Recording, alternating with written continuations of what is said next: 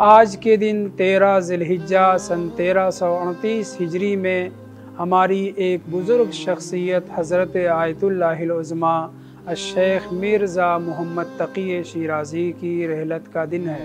आयतुल्लाहिल उज़्मा शेख अल मिर्ज़ा मोहम्मद तक़ी शिराज़ी, जिनको क़ाइद सौरतुल इशरीन के नाम से याद किया जाता है, इस बुज़ुर्गवार ने 1920 में बरतानिया की हुकूमत के ख़िलाफ़ जो कदम उठाया, फतवा दिया, उसकी वजह से